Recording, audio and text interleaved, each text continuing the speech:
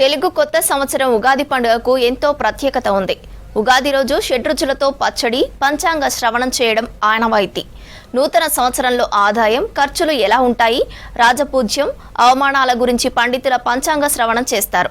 కొత్త ఏడాది శ్రీ విశ్వవాసు నామ సంవత్సర పంచాంగ శ్రావణం, ఉగాది పచ్చడి విశిష్టతపై సిద్ధాంతి రాధాకృష్ణ శర్మతో Krishnamohan face to face. Telugu సంవత్సరాది ఉగాది పండుగ అత్యంత వైభవంగా నిర్వహించుకుంటున్నారు. అయితే ప్రతి పండుగకు ఒక ప్రత్యేకత ఉంటుంది. ఆయా పండుగ విశేషాలతోటి నిర్వహించుకోవడం కూడా ఆనవాయితీగా వస్తుంది. అందులోనూ తెలుగు సంవత్సరాది వచ్చిన రోజు మాత్రం ఖచ్చితంగా పంచాంగ శ్రవణం అనేది చాలా ప్రాధాన్యతతో ఉంటుంది. ఉగాది సంవత్సరంతో పండుగలు ఏ విధంగా మొదలవుతాయి, ఈ పంచాంగ శ్రవణం చేయడం ద్వారా కావచ్చు, లేదా పంచాంగ శ్రవణాన్ని వినడం ద్వారా ఎలాంటి అనుగ్రహం కలుగుతుంది, దీన్ని తెలుసుకునే ప్రయత్నం మనతోటి సిద్ధాంతకర్త అయినవోలు రాధాకృష్ణ ఉన్నారు. ఆయనతోటి మాట్లాడదాం. అసలు పంచాంగ శ్రవణానికి ఉన్నటువంటి విశిష్టత, ఈ ఉగాది రోజే ఈ పంచాంగ శ్రవణానికి చేయాల్సినటువంటి ప్రాధాన్యత కూడా తెలుసుకుందాం. అంటే ప్రతి పండుగకు ఒక విధి విధానాలు ఉంటాయి. అందులోనూ ఈ తెలుగు సంవత్సరాదికి సంబంధించి మనకి ఈ రోజు నుంచే తెలుగు సంవత్సరం అనేది ప్రారంభమవుతుంది. ఎందుకు ఈ ఉగాది రోజే ఈ పంచాంగ శ్రవణం అనేది చేయాలి, పంచాంగ శ్రవణాన్ని ఎందుకు వినాలి అనేది చెప్తారా? శ్రీ గురుభ్యో నమః. శ్వేతార్క గణపతయే నమః. మాతాపితృభ్యో నమః. భద్రకాళీ శరణం మమ. అసలు పంచాంగ శ్రవణం ఉగాది రోజే ఎందుకు చేయాలి అంటే, అది యుగ ఆది, దాన్ని ఉగాదిగా మనం పిలుచుకుంటూ ఉన్నాం.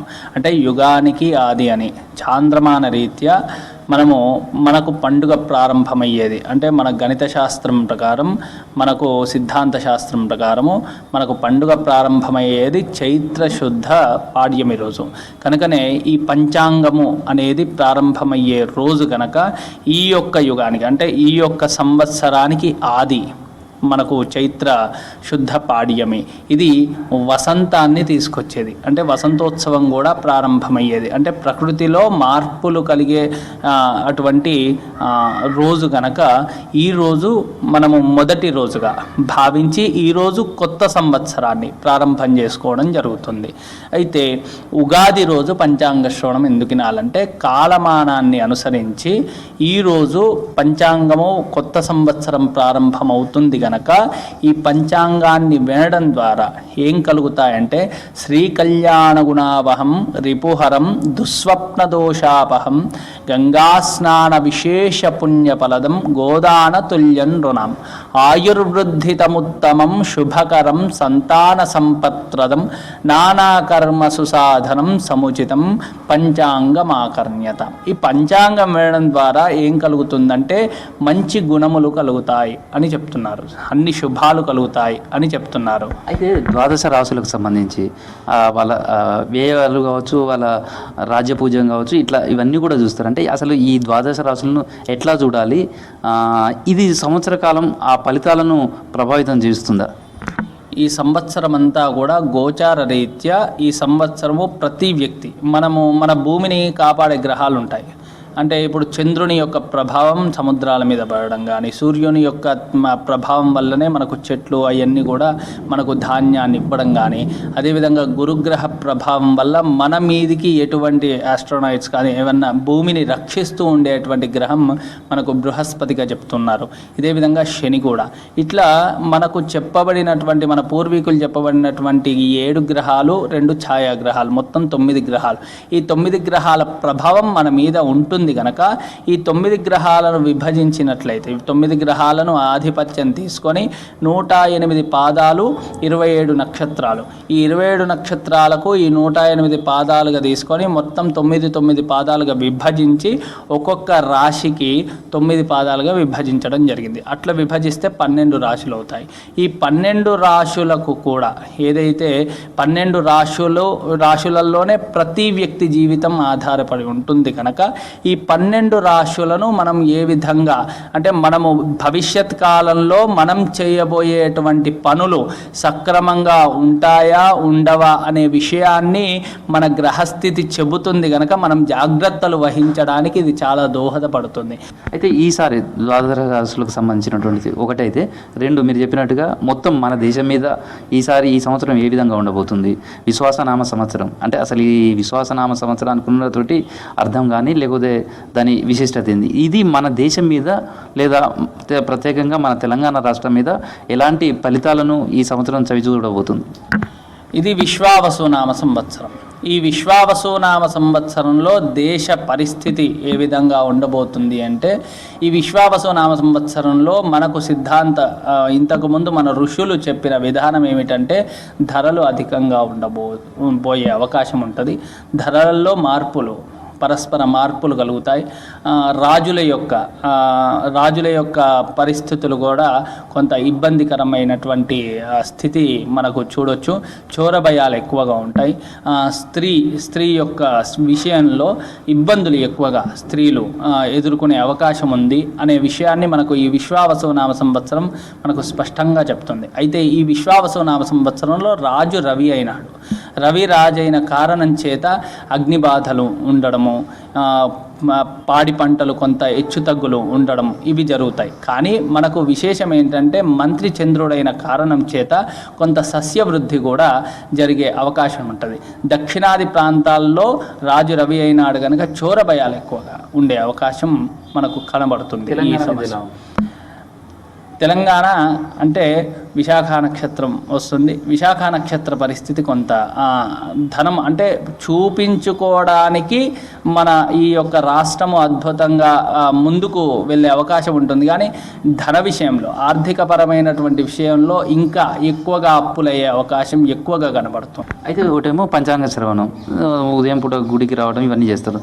కానీ గుళ్ళల్లో కావచ్చు ఖచ్చితంగా ఉదయం పూట ఉగాది పచ్చడి అనేది షడ్రుచులతో ఉన్నటువంటి ఆ పచ్చడి స్వీకరించాలంటారు. ఉగాది పచ్చడికి ఉన్నటువంటి ప్రాధాన్యత ఏంటిది? ఉగాది పచ్చడి ఎందుకు సేవించాలి? ఉగాది పచ్చడి 6 గుణములతో కలిగి ఉంటుంది. 6 రకముల పదార్థాలు వేసి తయారు చేసేటువంటి పచ్చడి, 6 రుచులతో కూడుకొని ఉన్నటువంటి పచ్చడి ఉగాది పచ్చడి. ఇవి ఈ 6 కూడా మనకు షడ్గుణములను సూచిస్తుంది. అంటే ఈ ఉగాది పచ్చడి స్వీకరించడం ఎందుకు అని శాస్త్రీయంగా మనం చూసుకున్నట్లయితే, నీ లోపల ఉండే హెచ్చుతగులు, నువ్వు పడే కష్టాలు ఏ విధంగా ఉండబోతున్నాయి, అన్ని జీవితము అన్నాక అన్ని కలగలుపుకొని జీవితాన్ని ముందుకు సాగించడానికి మనము ముందుకు పోతూ ఉంటాం కనుక ఈ యొక్క జీవితం అంటే ఒకే రకంగా ఉండదు. ఈ 6 రకములైనటువంటి కామ, క్రోధ, మోహ, లోభ, మదమత్సర్యములకు గురే అవకాశం ఉంటుంది కనుక ఈ 6 పదార్థాల 6 గుణముల యొక్క స్థితి 6 పదార్థాలు మనకు సూచిస్తూ ఉంటుంది. కనుకనే శాస్త్రీయంగా మనము ఈ యొక్క ఉగాది పచ్చడి స్వీకరించడం వల్ల నీ గుణములను నువ్వు నియంత్రించుకుంటూ నీ జీవితాన్ని ముందుకు సాగిస్తే మంచి ఫలితాలు ఉంటాయని ఒకటి. రెండోది, మనకు ఈ యొక్క చలికాలం నుంచి ఎండాకాలంలోకి మారుతూ ఉన్నాం, వసంత ఋతువులోకి మారుతూ ఉన్నాం. ప్రకృతి అంతా కూడా వసంతం అంటే చిగురించే స్థితిలో మార్పు చెందే స్థితిలో ఉంటుంది. కాబట్టి శారీరకమైనటువంటి బాధలు ఎక్కువగా వచ్చే అవకాశం ఉంటుంది. కనుక ఈ సమయంలో మన డీహైడ్రేషన్ అంటారు కదా, ఆ విధమైనటువంటి బాధ, వేడికి సంబంధించిన బాధ ఉండొద్దని ఉగాది పచ్చడి స్వీకరించడం వల్ల శరీరము తన యొక్క స్థితిని, సమతుల్యత, లోపల ఉండేటువంటి శరీర బాధలన్నింటినీ కూడా తొలగింపచేసి శరీరాన్ని దృఢంగా ఉంచే అవకాశం ఉంటుంది. కనుక మన పూర్వీకులు ఈ షడ్రుచులను సంబంధించినటువంటి పచ్చడిని స్వీకరించమని చెప్పినారు. పంచాంగం కూడా ప్రతి ఒక్కరు ఇండ్లలో ఉంచుకోవాలంటారు. నిజమేనా? అసలు పంచాంగం ఆ పుస్తకం ఏ విధమైనటువంటి క్యారీ చేయాలి, ఎట్లా దాన్ని ఇంట్లో పెట్టుకున్నప్పుడు ఏ విధంగా చూసుకోవాలి? పంచాంగము అంటే 5 అంగములతో కూడుకొని ఉన్నది. 1 తిథి, 2 వారము, 3 నక్షత్రము, 4 యోగము, 5 కరణము. ఇవి గణించి వీటి యొక్క స్థితిగతులు, ప్రకృతి పరంగా స్థితిగతులు ఏ విధంగా ఉండబోతున్నాయి అనే విషయాన్ని చూసి రచించేది పంచాంగం. కనుక ఈ పంచాంగం ఏం చేస్తుందయ్యా అంటే, తిథై శ్రియమాప్నోతి, తిథి వల్ల శ్రేయం కలుగుతుంది, సంపద కలుగుతుంది. శ్రియమాప్నోతి అని చెప్పినారు. అంటే తిథి వల్ల శ్రేయం కలుగుతుంది, వారము వల్ల ఆయుష్ పెరుగుతుంది అని చెప్పినారు. వారం వల్ల ఆయుష్ పెరగడం కానీ, నక్షత్రం వల్ల మనం చేసేటువంటి పాప పరిహారం కలుగుతుంది అని చెప్పినారు. నక్షత్రాత్ హరతే పాపం, నక్షత్రం వల్ల పాపాలన్నీ కూడా తొలగిపోతాయి. అదే యోగాత్ రోగ నివారణం, యోగము వల్ల రోగాలన్నీ కూడా నివారించబడతాయి. అదేవిధంగా కరణాత్ కార్య సిద్ధించ అని చెప్పినారు. అంటే కరణం వల్ల కార్యములన్నీ కూడా సిద్ధిస్తాయి. సో ఇది ఉగాది పర్వదిన సంబంధించినటువంటి విశేషాలు. పంచాంగ శ్రవణం ఎందుకు చేయాలి, పంచాంగ శ్రవణాన్ని ఎందుకు వినాలి అనేది వేద పండితులు చెప్పారు. అదేవిధంగా పంచాంగాన్ని ఖచ్చితంగా ప్రతి ఒక్కరు కూడా తమ ఇంట్లో ఉంచుకోవాలి. ప్రతిరోజు కూడా తమ తమ కార్యాలకు సంబంధించి కూడా తిథులు కావచ్చు, వారాలు, వాటన్నిటిని కూడా శుభకార్యాలు అవన్నీ చూసుకోవటం, గ్రహస్థితులకు సంబంధించి కూడా ఒక హెచ్చరికలు కావచ్చు, లేదా వాళ్ళలో ఏ విధమైనటువంటి జీవనాన్ని సాగించాలి అనే దానికి కూడా ఒక ఈ పంచాంగ శ్రవణం ఉపయోగపడుతుంది అనేదే వేద పండితులు చెప్తున్నారు. రాష్ట్ర ప్రజలందరికీ ఉగాది పండుగ శుభాకాంక్షలతో video journalist Dasharath, Krishnamohan, V6 news, Warangal.